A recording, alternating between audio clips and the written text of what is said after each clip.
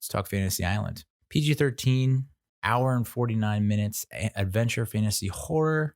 Came out Valentine's Day 2020. Synopsis. When the owner and operator of a luxurious island invites a collection of guests to live out their most elaborate fantasies in relative seclusion, chaos quickly descends. This is like a horror adaptation of the hit show that ran in the 70s on ABC, I want to say Ricardo Montalban as like Mr. Roarke, the head of the island, and then he had like a little short little guy, little person named Tattoo, and that's basically all I know about the Fantasy Island show. Maybe it was after the Love Boat, when the Love Boat stopped Fantasy Island, or maybe it was the lead into Love Boat. I don't know. I just know the names, and I know the opening sequences, and I know that Tattoo said the plane. That was pretty much the extent of my knowledge of Fantasy Island. But I remember seeing this trailer in the theater and being like, I could be on the board with this. Directed by Jeff Wadlow, who directed Truth or Dare and Kick-Ass 2. It was written by Jillian Jacobs, who wrote Truth or Dare, and Chris Roach, who wrote Truth or Dare. Chris Roach also wrote Nonstop, an episode of Diners, Drive-Ins, and Dives, WrestleMania 22, WWE Saturday Night's Main Event, The Adam Carolla Project, WWE Sunday Night Heat, and WWE Raw. So I used to be a writer for WWE, which I applied for and got rejected for. So interesting background there, and which would explain why Dave Bautista was interested in this role, and I guess he had signed on for a period and then he backed out, which that would have been nice to have Bautista on the cast, because I think here's the cast: Michael Pena as Mr. Roarke, the enigmatic keeper of Fantasy Island and Julia's husband. That's a misfire. And Michael Pena has tried to play villains in the past, and I just don't think he can do it. He's too lovable, man. He's too likable. He's the good guy. I cannot buy him as the bad guy. He's just not the bad guy. He's the lovable sidekick in Ant-Man. He was the, father in Crash. Like, he's just like all these things that are so likable and lovable that I cannot buy him as a villain. He's just not a villain. And I guess, Mr. Roarke is not supposed to be a flat out villain. Maybe there's like a redemptive quality to what happens to Mr. Roarke in the end of this movie. And, the way this movie ends, it's like they're definitely trying to set up for a sequel, but I don't think that's going to happen. I don't think it's going to happen. I mean, he's definitely positioned or framed as a bad guy in this movie, but you find out that his intentions are not bad. All right. Yeah. So here's the rest of the cast. Maggie Q as Gwen Olsen, a businesswoman who visits the island to realize her fantasy of accepting a marriage proposal. She probably had the most emotional of the stories, which is kind of sad considering there was another character who had a storyline that should have been way more impactful. But her storyline, I would say, was the one that kind of tugged at the heartstrings the most. Lucy Hale as Melanie Cole, a disturbed girl who visits the island to realize her fantasy of taking revenge on a childhood bully. Lucy Hale was also in Truth or Dare. And I remember my sister-in-law saying she liked Truth or Dare, and she actually liked it more than Fantasy Island. I mean, she obviously fell asleep during this, so I don't know how she can make a judgment like that. But I think my sister-in-law said at one point, Lucy Hale deserves better. And I was like, yeah, okay. I mean, she did the best she could with what, it's like friggin' Good Will Hunting. You did your best. But yeah, Lucy Hale really did her best in this role. And it's unfortunate what happens with her character. I'll just say that. The way her character is written could have been written a little bit better. Her outcome could have been a little bit better. Character development better. Just all around could have been better. But she did the best she could. Austin Stowell as Patrick Sullivan. This is the one that was like, should have been so much more. I should have felt this in my core, and I didn't. And I don't know if that's his performance or the writing, the dialogue that he had to deal with. But he plays a former police officer who visits the island to realize his fantasy of enlisting in a war in honor of his late father. And that whole storyline was very interesting to me. And I think if you get and hey, I can't act. I'm not an actor. I don't know what I'm talking about. But as a fan, as a viewer, it's like if you got someone else to play him and you got someone else to play his late father, maybe it just hits different. I don't know. But the way that it went down, it just, I really like the idea. I really like the concept that they tried to pull off with that storyline. I really do. I'm a sucker for that kind of stuff. But it just wasn't executed the way, I don't know, just what it didn't, just missed the mark. Portia Doubleday, if you remember her, she's from Mr. Robot. She plays Sloane Madison, Melanie's childhood bully who was kidnapped and sent to the island to perform in a fantasy. I think she gives a very emotional performance. Her and Lucy Hale make a nice little team. I liked them teaming up, and I think they, unfortunately, it was a little painful at moments. Like what, I don't know if it's the writing or what. It just wasn't carried out the way I would have hoped, but I like their dynamic. Jimmy O Yang, who you might know from the Silicon Valley, as Brax, quote unquote, T. Weaver. He's JD's gay younger brother who visits the island to realize his fantasy of having it all. Ryan Hansen as JD Weaver, Brax's older brother who visits the island to realize his fantasy of having it all. Michael Rooker, who you might remember from Guardians of the Galaxy. What is his name in Guardians of the Galaxy? Fuck if I know. Plays Damon, a private investigator sent to investigate the true intentions of Fantasy Island. Parisa Fitz-Henley as Julia Roarke. I guess spoiler, Rourke's deceased wife who appears at the island as his personal assistant on his fantasy. Mike Vogel as Lieutenant Sullivan, Patrick's deceased father who reappears as part of his fantasy on last war mission before dying. Spoiler. I guess. Probably should not be reading these out loud. And I'll skip over these, but the last one, Charlotte McKinney as Chastity, a party girl who appears as part of JD and Brax's fantasy of having it all. Just when I thought I knew how hot Charlotte McKinney is, and it's been a while since I've seen her face, because, once you settle down, when a man finds a woman and he gets engaged and he gets married, he turns a blind eye to most women. And so I remember when I was writing for Bro Bible, I would do stories in Charlotte McKinney because I was like, yeah, she's going to get eyeballs on the site. That's clicks. That's page views. And that's money in the bank. So I haven't paid attention to Charlotte McKinney in a while because I got fired from Bro Bible. I get fired from every job. It's how I roll. But Charlotte McKinney, you see her in pictures and you're like, she's pretty hot. And you see her in kind of some videos and you're like, oh, yeah, pretty attractive. And then I saw her in this movie and I was like, I don't even know how that's possible. How is that possible? Who are you? She's not that bad in this movie. I think she, for what it's worth, the movie had a budget of $7 million, which is pretty goddamn impressive in my opinion. I mean, they're on a friggin' island and they have some pretty good cast members. And to pull off $7 million is pretty good. Pulled in around $26 million domestically, $20.8 million internationally for a worldwide gross of $47 million on a $7 million budget. You wonder why movies like this get made. That's probably why. Truth or Dare. So this movie debuted at number 3, first week, and fell to 6 and then 10 in the next 2 weeks.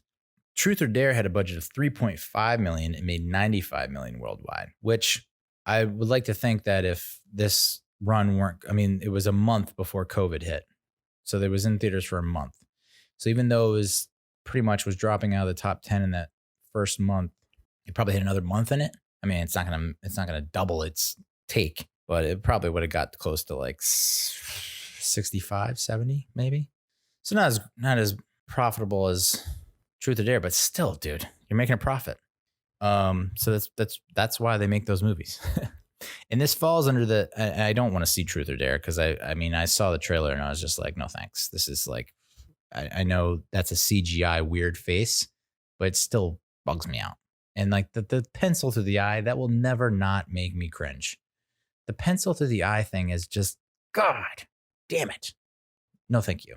So I doubt we'll get a sequel, but there's a critic had a good point that I'll get to that I think would make sense. The critics' consensus from Rotten Tomatoes: Fantasy Island tries to show audiences the dark side of wish fulfillment, but mainly serves as a cautionary tale about the dangers of exhuming long-dead franchises. 8% of critics gave this a favorable review. And I'll be honest, when I see a tomato meter that is that low, I almost have to watch it. When it's like that consensus, that unanimous, that it sucks that much, I'm gonna be like, I gotta watch it because I know because your expectations are gonna be so goddamn low that if you feel anything good from this movie, it's like that's a win. As opposed to when you see a tomato meter that's like 95% and it's like, if I don't like this, I'm like a pariah. Like I'm a leper. No offense to lepers, but there was a time where lepers were not accepted, folks. I mean, they were banished islands. So when I see the 95%, it's like, okay, this should be good, but if it's not, I'm going to be disappointed. So there's a higher probability they'll be disappointed versus 8%. It's like, I'm going in thinking this is going to suck shit. So if it if it doesn't for me, that's a win. Does that make sense? So bad it's good? Yeah. Audience 48% of the audience on Rotten Tomatoes gave it a favorable review with an average rating of 3.08 out of 5. The critics' average rating was 3.21 out of 10. And again, you see that 8%, and this is how Rotten Tomatoes can fuck with your brain. You see the 8% and you think, oh, so the average rating must be like a 1 out of 10 because that's the equivalent of 8%. But no, it's a 3 out of 10. Almost a 4 out of 10. This is what some of the top critics had to say. 4 intertwining fantasies, 4 stories worth of lame ideas, poorly executed. Call it the plane crash. Call it the island of Dr. No Thank You. Call it worst world. Call it the butterfly effect with a dead butterfly and no effect. Oh boy, I bet that critic wrote that and was just like, rubbed one out to it. It was just like, this is gonna be I feel so smarmy right now. Another critic said, contrived and loony, it feels like someone planted about a half dozen different scripts all over this fantasy island. I mean, yeah, probably. I mean, there probably were this probably went through a half dozen different scripts. So they probably just plucked the best parts from those different scripts and tried to like kind of shoehorn it, congeal it together. This critic said, if this new movie were a pilot for a TV reboot, it would come off as an overwrought and underwritten, but still possibly on the right track for a revived anthology series. As a movie, those flaws are magnified to the size of the silver screen. So I do agree with that critic that I would, if this were a TV series, I possibly might check it out and binge it because of the way that it ended. But I could also, I mean, I can totally see how they were setting this up to be a movie franchise. And I think it, could have worked. So I'm not going to knock them for trying to do a horror adaptation of a cheesy 70s show. No, I'm not going to knock them for that. It's a great premise, a good concept. I mean, they basically borrowed some elements from Lost. Like the island has powers. You have all these people that don't know how they got there, fighting for their lives. And the moral, basically the moral of the story is that one person's fantasy can easily be another's nightmare. And that final twist, oof, we'll get to that in a second. But the movie was inspired by the cabin in the woods in Westworld. I can definitely pick up on the cabin in the woods vibe, which, I mean, have you seen Cabin in the Woods? Pretty good. And I think it was well received. Westworld, I guess I can see it to a certain extent. Amusement park vibe, theme park vibe. Maybe they could have played that up a little bit more. Jason Blum, who is the founder of Blumhouse Productions, which I Blumhouse, they make decent movies. I don't think any of the movies you would say like, oh, I had to turn it off. Like I couldn't watch the rest of it. So anyway, he wanted Nicolas Cage to play Mr. Roarke, but Cage passed on the role. That would have been fun. That would have been interesting. I would have, because Peña, Cage is a little more weird and eccentric and out there. And Peña just seemed too reserved. Like, I have to do this with the island. The island wants me to do it. This is what the island wants. It's like, Peña, show me something one time, guy. But I feel like that's a trivia bit on every single movie and TV show that Nicolas Cage was considered. I think Nick Cage is considered for every role, and he still accepts a lot of roles. So, you almost can't blame him. If he's being offered everything, you're going to have to accept something. That final twist sucked, though. Spoiler alert. All right. Fast forward a little bit, maybe a minute, maybe two. I don't know. God damn that final twist. God damn you. Lucy Hale. I'm going to try and talk through this final twist. All right. So you find out that all these people that are together on this island that have won this contest, quote unquote, to be at this island, you find out through Maggie Q's updated fantasy. So the rule is you only get like one fantasy, I guess, that you have to see through to the end before you can get another one. Is that it? Or you can just get one total. I don't know. So hers was like, I said no to a marriage proposal. I should have said yes. So Mr. Roarke's like, done. So he like sets it up. She says yes. And then goes to sleep, wakes up, and it's like 5 years later, and she's married to the dude, and they have a kid. And she's like, this is crazy. Like, what? I've missed 5 years of this relationship and my daughter and blah, blah. And she somehow figures out a loophole where she can get like a new fantasy. And she's like, I understand what my new fantasy should be. And it's like, I want to save my neighbor from a fire who died in the fire. Like originally he died in the fire, but in this fantasy, I'm going to save him. So she tries to save him and she ends up like failing. But in the fantasy, you see her like running through the building and she passes by JD and Brax going down the stairs. She runs outside and comes to the police officer who's Patrick. Yeah. So she runs into like the other people on the island. She discovers like through her fantasy that those other people that are on the island were at the apartment building that was on fire. And then you find out that Lucy Hale was supposed to go on a date with this guy, Nick, who was killed in the fire. You also find out that Nick, the guy killed in the fire, was roommates with JD and Brax. And so it comes to light through a series of events that Lucy Hale, who was dubbed a freak by her bully, Portia Doubleday, and was kind of like ostracized and was made to look like a fool at the prom, like experienced a Carrie like event at her prom where someone, I guess the Portia Doubleday like dumped water on her, like at some kind of middle school dance or whatever. She was bullied. You come to find out that this whole thing was actually Lucy Hale's. So everyone has their fantasies on the island. But it turns out this whole thing was actually Lucy Hale's revenge fantasy because she was supposed to go on a date with this Nick character and he died. And so that prevented her from getting like true love. And so she wanted to get revenge on all the people in the apartment building who could have saved him, but didn't. And then you find out that, oh, she didn't even really meet the guy. She was just stalking him online. So it was like, could have been so much better. I mean, I stuck through it throughout there were some viewers on Rotten Tomatoes, like the audience, who gave reviews saying like, I couldn't get past the first 15 minutes and blah, blah. And I was like, if you go into it, what are you expecting going into it, first of all? And it's like, well, okay, there you have the hardcore horror fans who are just like, there were no scares. I wasn't scared. There were no scares. And I was like, okay, I was not watching it to get scared per se. I viewed it more as a thriller, mind-bending thriller kind of type thing. There was some cheesy, stupid comedy mixed in, which I appreciated. And I wanted to see where it was going. So it kept me hooked throughout the time because I was like, where is this going? Where is this going to land? So even though I know a lot of critics were like really, coming down on it for that kept me hooked and engaged. It's like, I got to see how this ends because this is like, I don't know how they're going to pull this off. And of course they went with what I thought was a pretty dumb twist. Lucy Hale's revenge fantasy.